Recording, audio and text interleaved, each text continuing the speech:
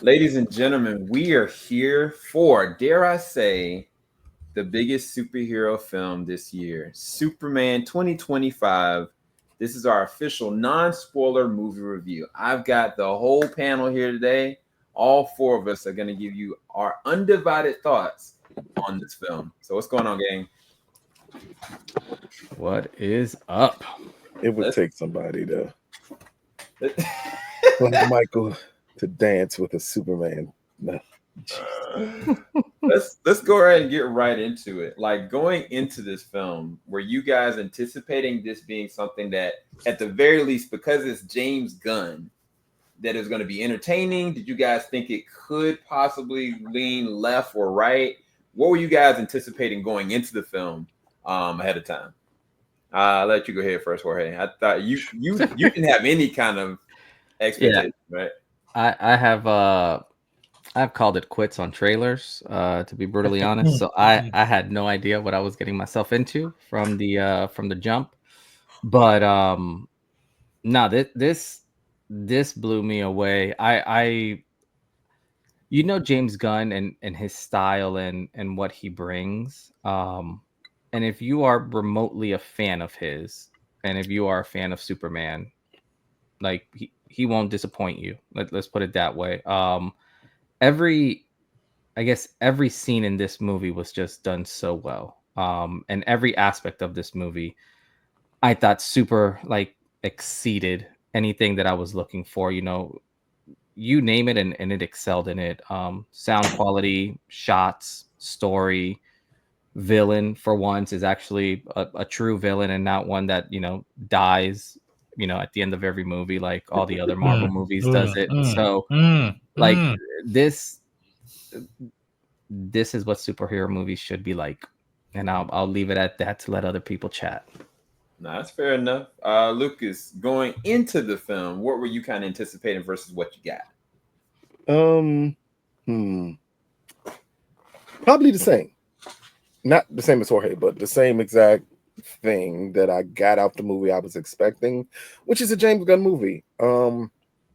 Just for all the clips, because I have seen all the trailers. Granted, all the trailers amount to absolutely nothing when it pertains to the film, but from that and just from hearing James talk about it, especially at CinemaCon, and he kind of upped the expectations for the film and just how personal he said it would be, and the film delivered exactly what he said it would be, even down to Krypto, because I think that is, I don't know if that story went out everywhere else, but at CinemaCon he gave a very detailed description of why Krypto is even in the movie, and to the point that Krypto is his actual dog in real life, and a lot of things he does with Superman in the movie, James's dog does to him in real life. And just that parallel between the two, you understood just how personal the project was for him, and that's the way the movie comes across. It's a very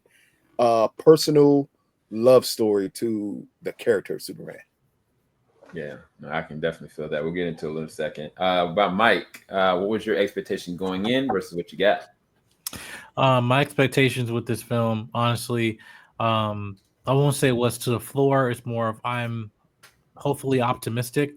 But I felt that the first few trailers for me were not like hitting me like everybody else were, like where they were like saying this is the greatest thing ever and all that stuff like that. Like I thought, I didn't say it looked bad, but for me, it was more of the emotional scenes and also some action scenes too. The balance of that, that I wanted to see the full picture. But then as we got closer and closer, and we saw more footage, and then like the more recent trailers kind of gave me what I was looking for. But then I'm like, you know what? No, let me not try to nitpick, stuff, and not get my hopes too high or be overly cynical or over analyzing and stuff. And honestly, when I came in this film blind, I'm thinking that, okay, you know what? Let me just accept for what it is, but hopefully praying as a DC fan that we can, have a strong foundation to move forward. And now I can say happily, we have it. We have it. And it's very as a long DC fan, I think it's very satisfying, but also fulfilling. Just the fact of that you still had some faith and stuck, and hope for this franchise that you love that's tied to our childhood. And this film reminds you of that and delivers that also to a new generation. Yeah. Just to be real quick for me, I went into this film just hoping to have a good time. There have been a lot of different Superman incarnations, whether it be television or film or animated. One of the things I was hoping for was to get that animated feeling that when I looked at the original animated Superman or even the old school Superman, getting that feeling of like, man, what can I dare to dream or hope for kind of thing. And I was like, I just really want something different. And I didn't know. The first trailers really didn't wow me personally. I was excited for them and I was excited to see where it was going to go, but it was more so like, okay, I want to see where the world James built. It wasn't so much as excited for what they were going to do. And yeah, just delivered. Just delivered in a way that I didn't necessarily anticipate. And I cannot wait to talk about it more, and I can't wait to see it again. So let's go ahead and kind of get down into it. What were the pros in this? Why did this work? Why was this? Different people have said this is what Superman is. I mean, I can kind of put my card in the hat. I haven't seen a live action Superman like this in the sense of life, preservation of life, like by any means necessary. Like me and Lucas were joking, Superman like saving cats out of trees and whatnot. But when you watch this film, I have not seen like Superman really be adamant, even to a fault, about whatever it takes to preserve life, whoever it is, whatever it is, even to his own detriment. And I thought that them handling that in this was done so well. And it's kind of like it didn't need to be overacted. I just needed to kind of feel that this president actually existed. And I don't think I'd gotten that since like the animated series. To be quite honest, that was one of the biggest positives for me. What were some of the pros for you guys? I'll say, going up to your point, you were saying about the animated. Again, as the youngest person in here, I can say I'm closest to like the animated, like where I was actually a child during I think it was the Justice League, the original Justice League, and the Justice League Unlimited. That then later half of the Batman animated series. And a Superman animated series and stuff like that is like, and I feel when we say that, a lot of people think that we want a cartoon turned to life. And no, on the surface level, it might sound like that, but that's not what we're asking. We're asking about the spirit of DC characters and the spirit of all these characters we know in a modern telling, but also still rooted to like, hey, that seems familiar. And unfortunately, I feel like in the last 10 years, and not even talking about the previous iteration, just the terms of representing a character that represents goodness and lightheartedness, and that is now been going on to people, characters just being edgy and being dark or whatever. But then yet at the same time, it's like there's a place where we can all have our cake and eat it too, where you can have a balance of different characters, and Superman represents that on a fundamental level of the lighthearted character, not in terms of being comedic, but just being representing goodness, joy, hope, and I felt again with this film that it reminded me why I love the DC universe, not just with how they did with Superman, but also did with the supporting characters, Lois Lane, Jimmy Olsen, Lex Luthor. The character dynamics is giving you what Marvel is known for in the beginning about, oh, we love just seeing these people just be regular people or having good, having personality and having interactions. Those things that you would give credit to Marvel, I would say in the first early phases, you give credit to this movie and they take it into it in a way where if you've been a DC fan for this long, it is very familiar, and it's very welcoming to see that again now in this depiction. But yeah, I was really blown away with the action and really just the dialogue of it. Again, you have some of the James Gunnism comedic stuff, but it's situational humor where it's like this character acts this way, when their worlds collide is something beautiful to see in terms of how they just feeding off of each other. which I mentioned again, Lois Lane, which is one of my favorite Lois Lanes right now today. Now, again, I have other favorites, but I love Rachel for her own depiction of Lois Lane. I felt these characters were perfectly cast, which it's been a minute since you actually seen actors be cast in a role and be like, oh, this is textbook. This is textbook for DC characters. Yeah, there was something I wanted to bring up really quick before I go to Lucas or Jorge. There's a animated series that came out just maybe like a year and a half ago, maybe 2 years now. My Adventures of Superman. If you've seen that series, the essence of that series is here, and you will truly appreciate, because with that series, it is all about the interactions. It's about who Superman is at his heart, and it's got all the action and everything you'd want, but this is the closest we've kind of got to that from a live action standpoint. But Jorge or Lucas, what were some of the things you thought were positives in this? I see you, Mike. I see you. I'll pinpoint two things. First, this is the first superhero film from the big two studios where it was easy to allow the character just to be the character. I think that has been the ongoing theme of these films, is that the character needs to be a little darker. It needs to suffer through issues that, to me, make no sense in how characters should move. And that's been a struggle out of the big two studios when it pertains to making these superhero films. The only studio that has been able to nail it was Sony, and they nailed it with Venom and the amount of fun you can have with that character, and they nailed it in the Spider-Verse films. So this is, I think, DC trying to revert back to saying, hey, Superman's a Boy Scout. We're not going to change that Superman's a Boy Scout here. We're just going to modernize it and make you understand why he's a Boy Scout. And that's what comes across in this film is, and as a huge positive, is that this feels like a Superman, unlike the past iteration of him live action, where it didn't feel like that. It felt like it was a character who you put in a Superman costume to be Superman, and here you get every element of what makes Superman Superman. And that takes a lot of guts to do in this day and age when it pertains to these superhero characters, to say we don't need to be super edgy.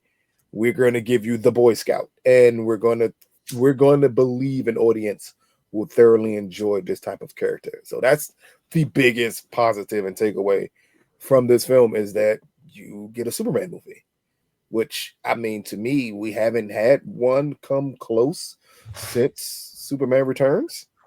And that Superman was great. The movie wasn't, but Superman was great. And this is that Boy Scout coming back to fruition again, and away from the dark side of Man of Steel. Come on, Lucas. Jorge, what was some of the positives you had? I think storytelling for me was a huge one, and I think Lex for me, it's almost like in every movie, every superhero movie, you need a good, yin to your yang. And what Lex did was phenomenal. It's very rare that you see a character, I guess, just kind of, for better lack of terms, like dive into it like 300%.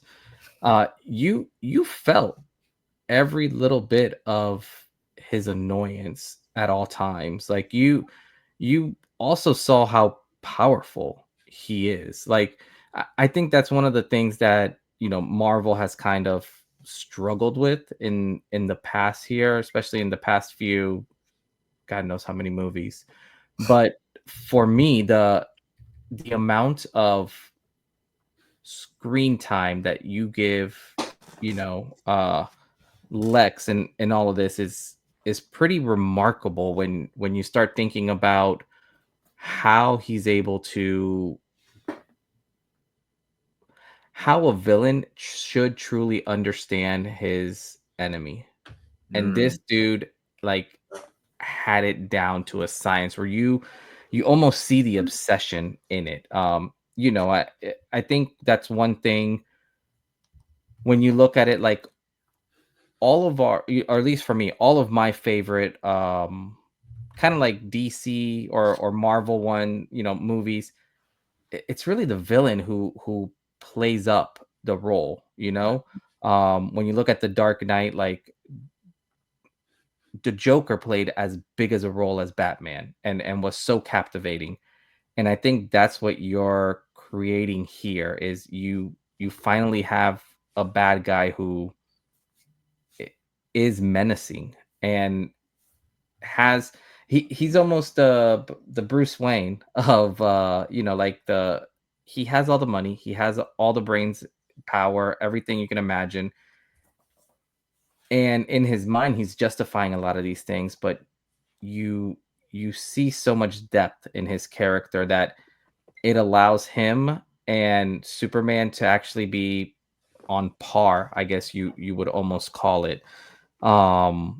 With especially how they battle and all kind of the tricks to the trade at the end of the day.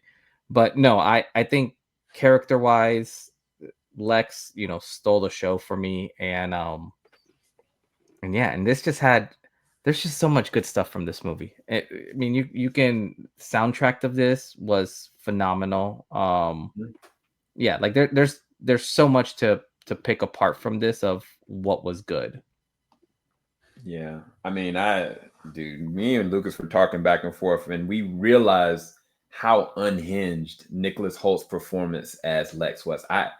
He was near demented, and it's just not just obsession, like he just moved into it. And it's weird because for the longest time he was gonna be either Superman, and then I think ended up winning over David, and then he ended up being Lex, which is an interesting fun fact. But one of the things I wanted to ask you guys about was, did you guys have a favorite performance? I mean, Nicholas Hoult, I'm assuming that's for you, Jorge, but yeah, I don't want to overshadow Rachel. Rachel does an amazing job as Lois. Yes. Heck, they had Anthony Carrigan as a certain character. Jimmy. I mean, they had Wendell Pierce in this. Alan Tudyk played the roles of the robots. I mean, it's a huge cast. But did you guys have like a favorite performance? I'm gonna shoot a name out there, and that's Edie. It's Mr. Terrific. He stole the show just as much as Nicholas Hoult for me. I don't know what it is, but the way he kind of came off, like he played it to a T. I love him in his redemption arc in this, coming off of the X-Men films. But I think he did such an amazing job, and he has one of the coolest scenes from an action standpoint in the entire movie. But yeah, did you guys have a favorite performance or a favorite shout out besides the ones we've already been talked about? Yeah, no, I Mr. Terrific, you know, basically he's the Black Yondu. So just with more stuff to throw at. But again, I thought that was a really good scene there. Again, going back to the animated, there's a version of Mr. Terrific that I remember that's textbook, and he represented with confidence. There's the thing, when going to Nicholas Hoult too, as Lex Luthor, when I'm talking about the casting of this, is that we also know the history of some of these actors before in previous comic book iterations. Like, you know, Nicholas Hoult, he was Beast. He tried to be Batman and didn't work out. He tried to be Superman, didn't work out. And it's how the no's lead to the perfect yes that you always meant for. And I felt that Nicholas Hoult, he had a full understanding of this character, but more importantly, him and David both, because again, their first iteration, at least for them, for Superman, was Smallville, right? And even though again, Smallville for a lot of people might be different inspirations for a lot of people in terms of Superman, but like how Smallville, that series, established the relationship between Clark and Lex, is showing just the influence of how devoted they are to making sure they're pulling the best out of each other, right? And to me, for me, while I'm saying that this is a great foundation of the DC universe, is I would love to see how these characters are going to evolve in the next 10 years. Because again, that's just a place to their strength, but also just as we've seen Robert Downey Jr. as Tony Stark or Chris Evans as Captain America, Steve Rogers, like they matured in their roles, and then you seen like they're not the same person they were in their first movie. I would love to see how they're going to transition as they grow in these roles and they go to different, have different situations, and also interacting with new characters too. Because again, it's just like for me, this is the first time we're seeing these characters eye level. They're both over 6 feet, but again, physicality wise, it's something that adds a level of gravitas to those performances. But yeah, Rachel, listen, journalism, yes, come on, their relationship, the Clark and Lois relation, their chemistry, I think some of the best I've seen today in the big screen. Yes, we've seen a lot in television and everything and animation, but like big screen, I felt this is the best chemistry we have between a Clark and a Lois. Early stage in their relationship, but again, that has very good traits that displayed of them challenging each other and also bettering each other and stuff like that, and responding in the way that for comic readers, like that's how Lois Lane will respond. That's how Superman will respond to each other, especially in a relationship. And again, just their banter to me, I just felt it was so welcoming. And again, I'd say again familiar. But yeah, those are two for me. Lucas, did you have a favorite performance? I'm going to stick to the easy one. And then not the easy one because I think everyone will name every other actor in this film, but this film is David's film from beginning to end. Like, no matter who else you name in it, their roles are all in support of David as Superman. And it's the hardest role to nail. In all honesty, I believe it's easier to nail a Lois Lane. I believe it's easier to nail a Lex Luthor. I think the hardest character to ever nail is Superman. And the reason he's so hard is because it is an extremely simple, complex character. You have to be the nicest person, but also show emotion, also have humorous moments, also be able to do some of the biggest action set pieces humanly possible. Like, you have to do everything. And in the end, people are coming to see Superman. And David nails Superman here. And I think that's the most important character. And I believe that's the best performance you'll see in this movie is when you see the sways of emotion he goes through. Whether it be, and most people have seen, if you've seen a trailer, you understand the interview scene. That's all I'll call it because it was in the trailers at one point in time. And the emotion that is shown in that scene is amazing. But then later on, you get other scenes with him and his parents where you see the emotion, or you get scenes with him and Lois and you get to see the humor element of it, or you get to see him with the other heroes and get to see, again, a different element to everything. I think that's why that's the standout performance is David as Superman. Because again, this is not, we've seen people fail at trying to be Superman. And that's not what happens here. Wow. Man, shout out to Lucas. Yeah. I think Jorge, did you have another one besides Nicholas? I guess you wouldn't really call it a character, but the robots were really entertaining for me. Yes. I mean, it's. I think the thing that I find with this, it's if you come in this blind, not knowing anything, some of the characters, and I guess that's what's hard for me to talk about in terms of like, because I don't know what people know or don't know or what was shown in the trailer, so I don't want to talk too much, but some of the characters that are portrayed here, it's even the ones that don't have major talking roles or anything, but have little action scenes or something, they all like everything just fits so well in here.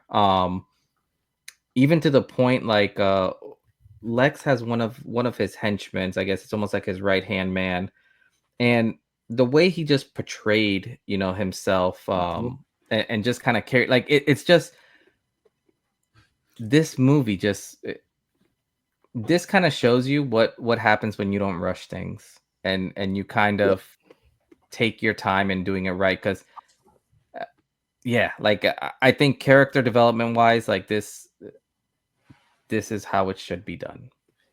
I'm glad you brought that up. I didn't even think about that.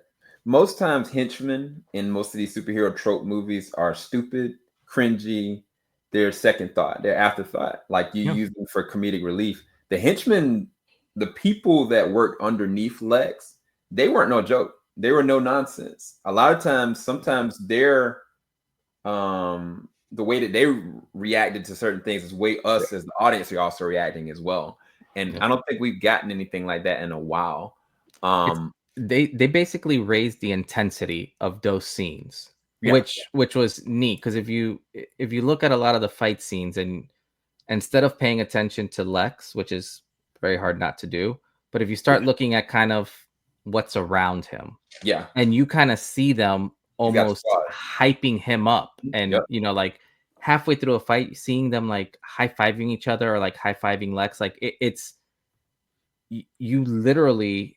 And I think that you said it a lot better than I did, but yeah, the henchmen just aren't like a goofy little duo in the background, or you know, like this goofy little bunch. Like, every single one of them plays such a critical role. But that, I mean, for me, it's character wise, like this one did it for me. Yeah, and again, you guys, there's a lot of characters. Some characters we haven't even talked about yet. We don't want to overindulge. We don't want to talk about everybody's stuff. But I do want to give Lucas some credit, because let me shout out one person real quick.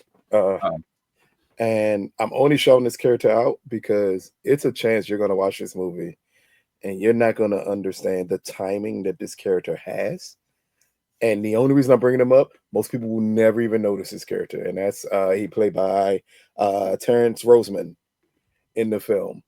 He is one of Lex's henchmen, and at times he's the black man. And you'll understand when you see the movie what I mean by that. Every time he is shown, it is about comedic timing. His timing is perfect.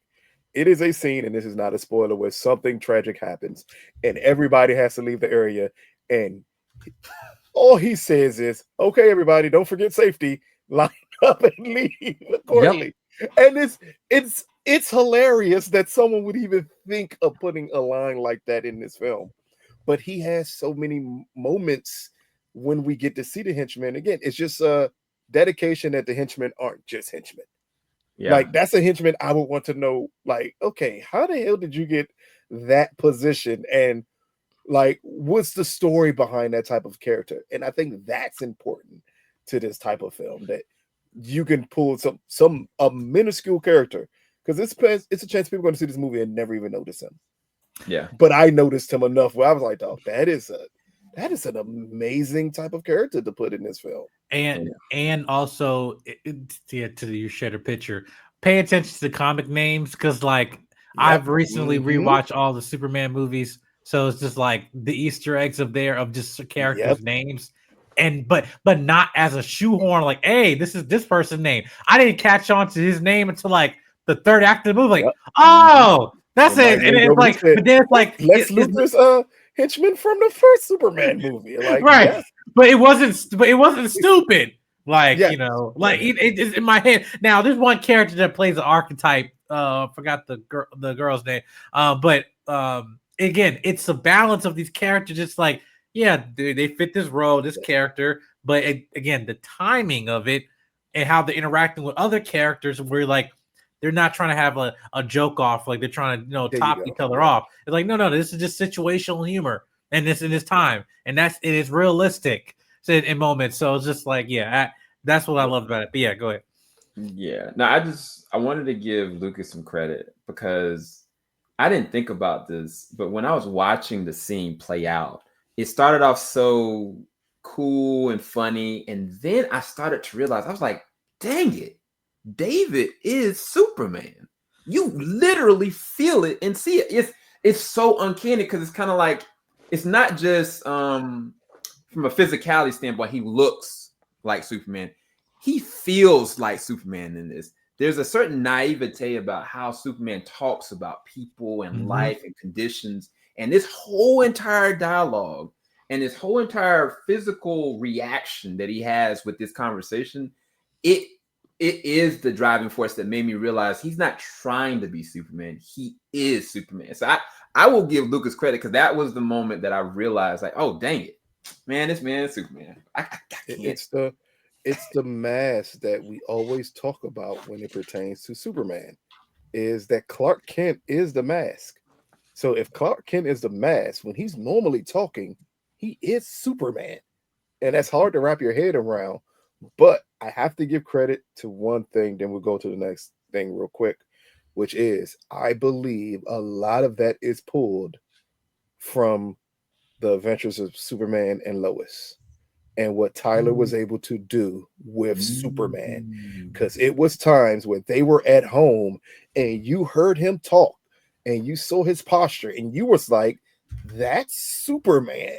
Yeah. And Tyler nailed it to a T. And I think, I don't know for a fact, but I'm almost 100% sure James saw some of what Tyler was doing as Superman and told David, that's Superman. That's the way you emulate who Superman should be. Because he perfectly nails who Superman is on that show for 4 or 5 seasons. He nails who Superman is. And David, and it sounds as a weird word to use, but I would say de-evolution of the character, just because David's a newer version of Superman than Tyler is. Tyler's an old Superman, but it's the same type of character here. Down to the way they talk to people, the way they deal with people, the way they deal with situations. All of it is almost identical to each other. Yeah. It's anyway. The last part of this is: do we have any negatives? Is there any too over the top moments? Any cringy moments? Anything we want to kind of pick out of this film before we give our final thoughts on the film? I'll start, maybe finish, but I'll definitely start. And I'm not going to give any hints what it is, but the final monologue of the movie is super cheesy. it can't. Now, it gives way to one of the best scenes in the film, but the final monologue between Superman and Lex is a bit cheesy.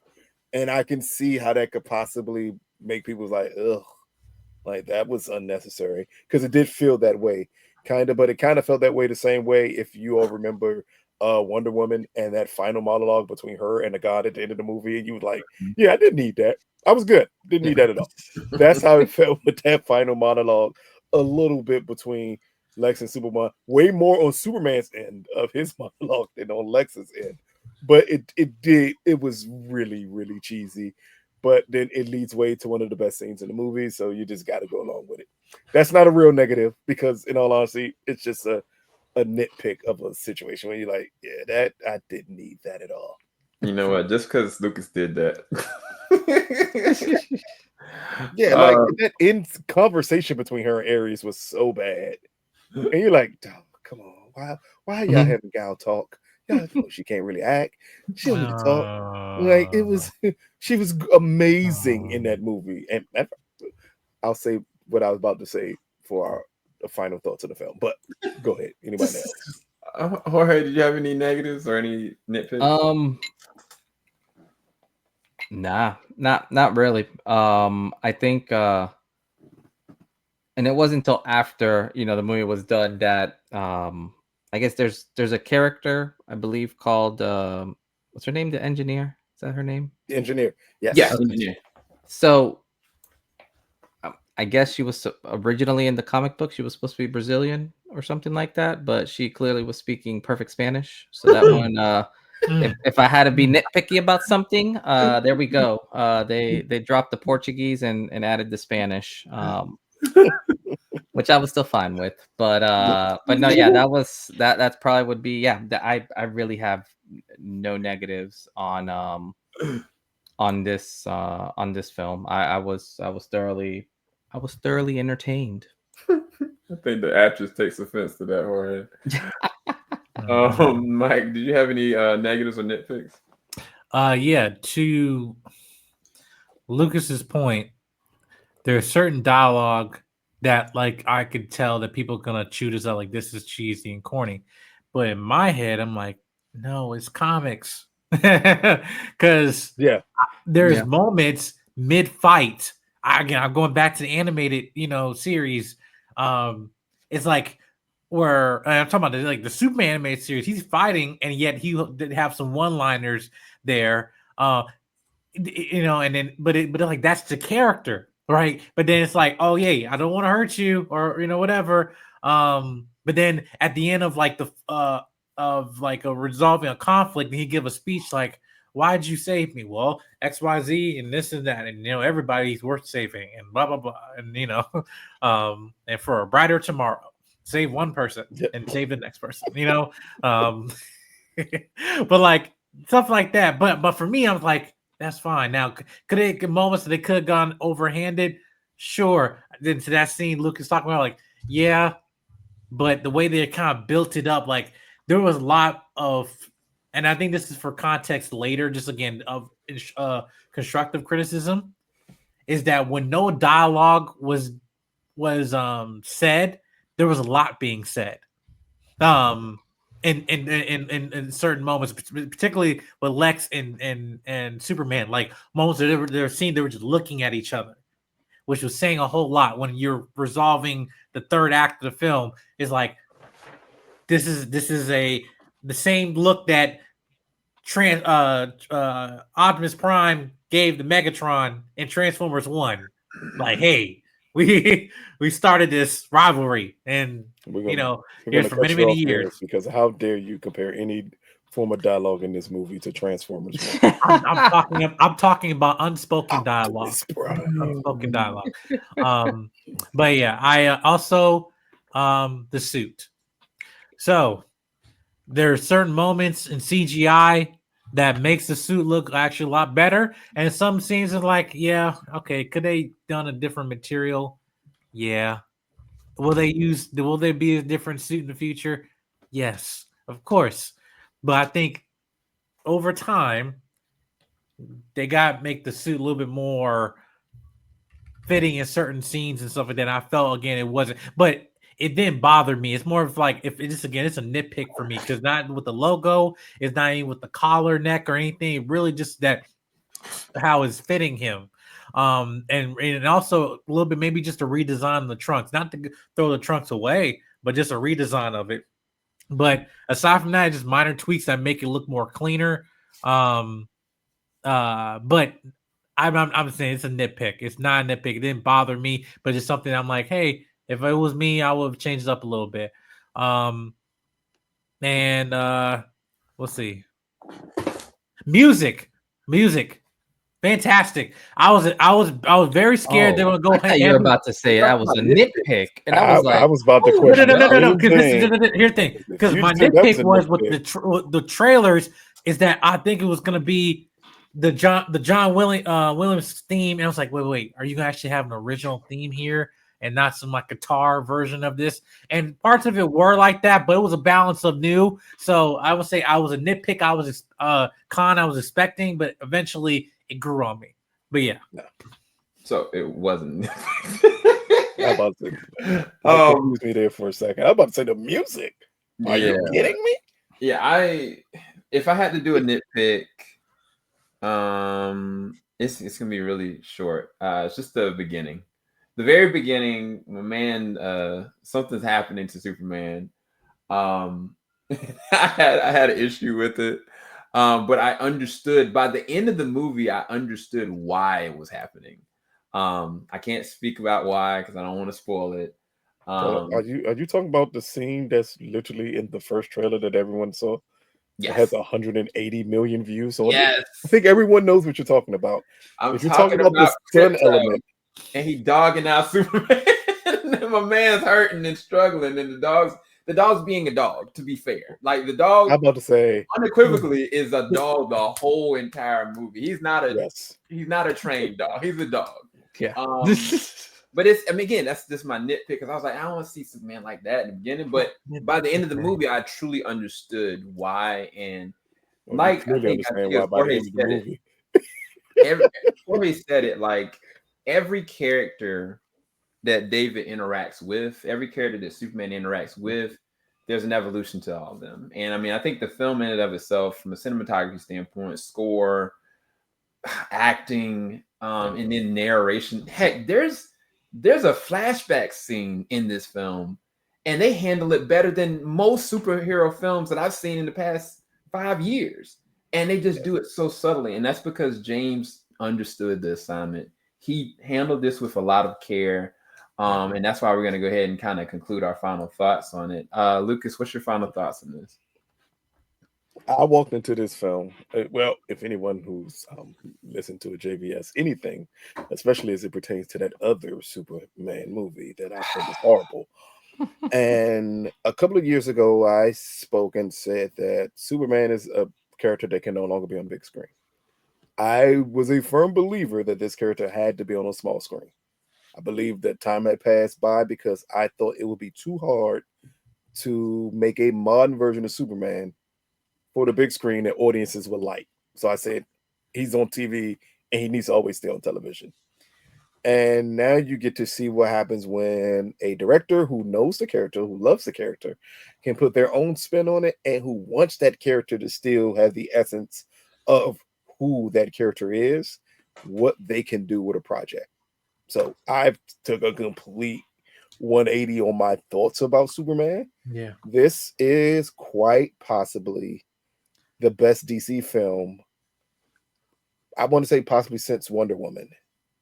Like, it is executed just as good as Wonder Woman was. It leaves you with the hope that Wonder Woman did when you first saw that film. And you walked out of that theater saying, this is amazing, and I would love to see more of this character. And I would have never pictured saying that about a Superman movie, especially not at this point in time. So this is the ultimate movie for hope. This is the ultimate. I think this will be the best comic book film you're going to get this year. And again, it's the best perfected comic book film, live action, actual comic book film, because that excludes any Batman movies. Actual comic book film that you're going to see on the big screen for a while.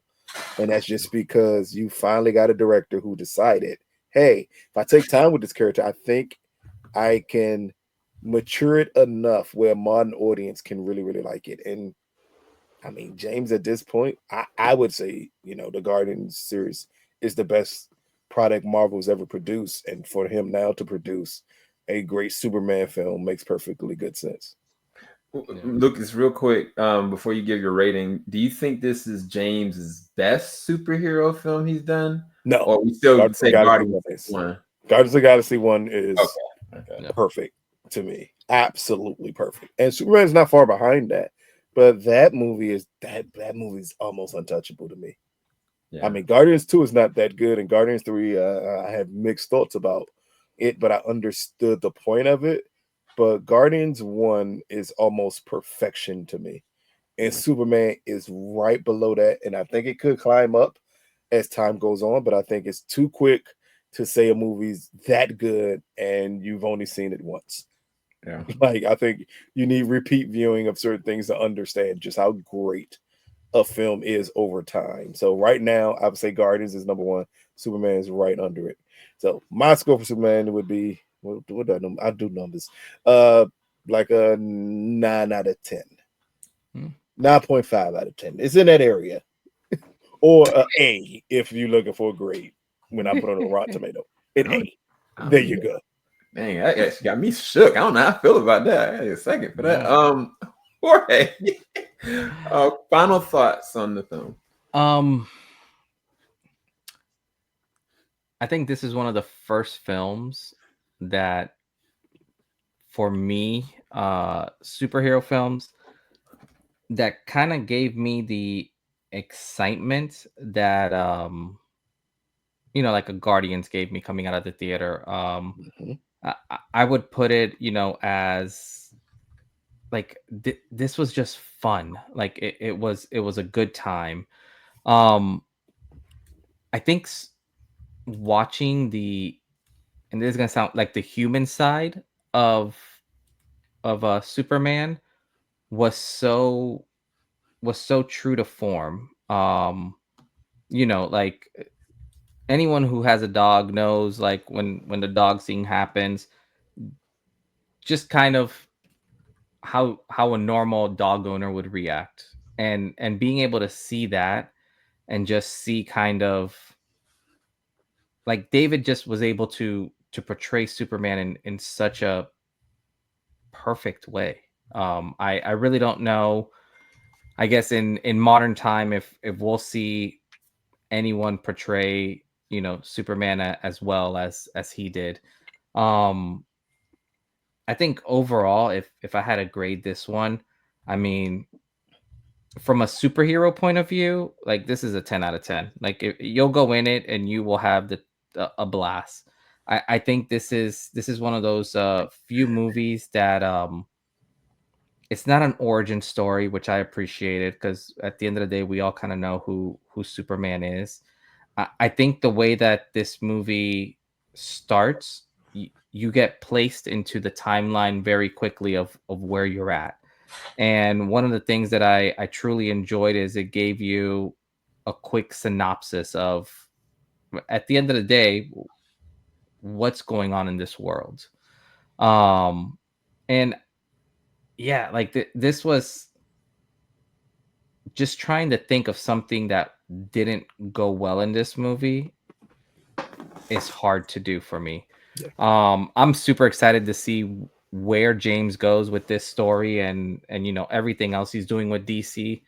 Because I can tell you right now, Marvel has completely taken, I don't even say a back seat. Like they're not even in the car. Like I don't see.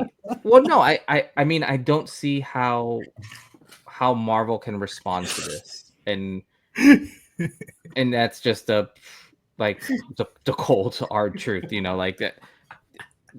Everything that Marvel has thrown out this year, and I'll even throw out Fantastic Four, even though I haven't seen it, I can guarantee you, like I will bet anything, it will not touch this at all. But that's just me. But yeah, I think rating this 1 to 10. I'm actually with there's like a 9.5, teetering on a 10 for me. Like I cannot I can't see how this, in terms of a superhero movie, how this isn't like perfection in terms of what you get, the acting in it, heck, the CGI, like yeah. I think this is what happens when you give your CGI people 3 months to do something instead of 20 seconds, because you see that in all the Marvel movies here recently, just how rush and just crappy some of the stuff looks. And with this, it everything looked nice, and I think with any superhero movie, especially this, you always wonder how the flying will look. And I thought the flying looked great at all time. Even with everything going on, it was really neat. So yeah, so overall for me, yeah, this is, for a normal movie, I would probably give this a 9.5, like as a summer blockbuster. For a superhero movie, this is easily a 10 out of 10 for me. No questions asked. Yeah. Mike, can I say something real quick before Mike go? Real quick, because Jorge brought it up, and I didn't think about it when I gave my rating. I'm not rating this movie on a sliding scale, and I normally do that with every superhero film. He does. When I said a 9 to a 9.5, I'm talking about as a movie. Mm-hmm. I don't think this movie can be rated on a sliding scale. Other people's superhero films need to be rated on sliding scales. This is not one of them. Yeah. I rated this movie like I would rate any drama, anything that came out during the course of an Oscar season. That's how strong I feel about this as a movie, that this is that good. Dang. All right. Chills. Mike, final thoughts, brief final thoughts and rating. My brief final thoughts, the DC universe is back and it's here to stay. And I feel this is what, again, if you're old enough to remember this regime, we had false promises that poorly delivered. And this dealt with the baggage of a dying DC EU to bring birth of a beautiful DCU. And this is what you have here. As I mentioned before, I think, again, this is just the best is yet to come. I feel this is a good foundation for people, especially a rewatchable film. I'm going to see this film again this week. that hopefully that we can have a good month July, that we can celebrate all films, um, even No, though other one that's coming out in 2 weeks. No. not at all. But I'm saying I'm just being, Superman. I'm just being optimistic and maybe a little bit naive, expecting the good out of things and stuff, right? Now be Lex. Be Lex. Yeah. But aside from that, again, this film brought me joy. Even regardless how late it is right now, I'm filled with joy. I'm a fan. I'm coming back in the theater. Believe the hype. I wasn't overly hyped before, and now I'm overly hyped to go watch it again. Believe the hype, y'all. Believe it. Yeah. So I'll finish this out. Man, this is gonna be hard. I am, and I'm gonna admit it, because Lucas gives me crap about it every chance he gets. I am a Man of Steel fan. Been one since 2013. I still die on that hill, right? And in this film, and I think I did like a small little quote about it. The original Richard Donner, what they did with Christopher Reeve, they made us believe a man could fly, right? Then we got like Superman and Lois, or Lois and Clark, and Smallville, and all these different kind of things like the animated series. And then, like Lucas said, Superman Returns embodied a lot of the Christopher Reeve aspects of what that means foundationally, but I felt like it was kind of like a carbon copy. When Man of Steel came out, I was like, this is that DC Comics era that I've always wanted. I wanted to see different layers of Superman. But for certain people, that wasn't Superman. And I was watching these trailers and I was like, this guy is smiling while he's flying, like he's enjoying himself, like he's such a Boy Scout. I realized in this film why this film was so good is that he made me realize truly that there are people in this world that still worry about and have a true empathy and a heart for preservation of life, regardless of what life it is. And David embodied that. James knew what he was doing. He understood the assignment, that this is a fantastical character that is more human than actual real humans are. And that is the silhouette of this film. That's why it is very much so masterful in the way that it's crafted as a superhero film. Like, you got all these different interactional characters. Like, you've got, Mr. Terrific, Heart Girl. You've got like a good Jimmy Olsen. You got a good Perry White. You got a great Lois Lane. You got a great villain. But if Superman didn't work and you didn't feel that indifference, you wouldn't truly get the grasp of what Hoult really is about. And Lucas has always said it, that is what Superman is supposed to be to his core, regardless of how I feel about any other film. So, yes, this is a 10 out of 10. Yes, this is one of the best superhero films this year. This is in the running with top 3 films this year, which is crazy. I could not believe that watching this, but I am very proud to see it happen. And I can't wait to watch it in IMAX format. If you get a chance to, definitely go and do that. Yes. See it in Dolby, see it in 40X if you can. This is going to be one of those movies you're going to have to experience. So, yeah, this rounds it up for you guys. We went 53 minutes straight. Can't believe it. But then let me get like just 2-3 minutes here. Just quick 2-3 minutes. It ain't gonna take long. So, anybody who could possibly watch this movie and attempt to be overcritical, which I understand will happen with all films. If you are trying to be overcritical of this film, and you possibly were not Thunderbolts, which is horrible, or Ironheart, which is horrible, or Man of Steel, which is horrible, or any of these other type of films in this area, to me, you are being disingenuous as a critic. I have been very adamant of saying, be grateful that these type of movies are coming out. But in being grateful that these type of movies are coming out does not mean you have to turn against every movie just because your favorite director is not directing the movie.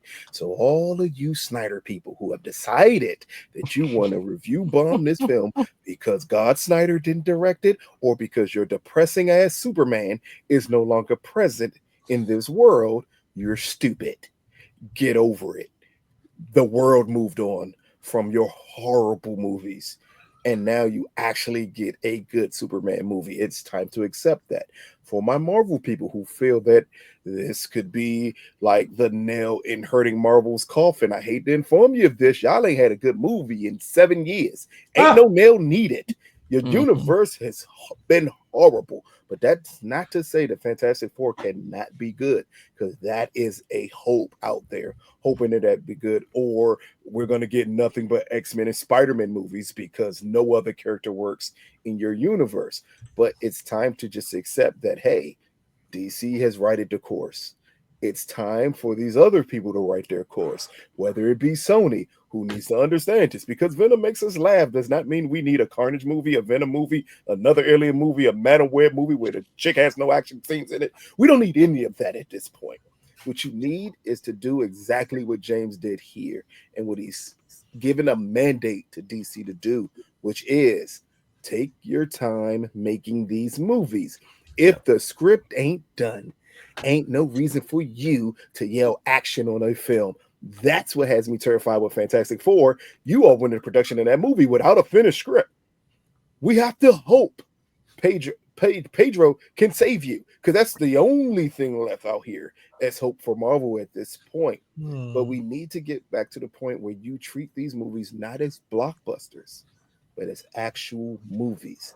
We wouldn't see dramas go into production without a finished script. We wouldn't see certain action. You would never see a Tom Cruise film go into it without a finished script. Start treating, hopefully, this new generation of these comic book movies with the respect they deserve.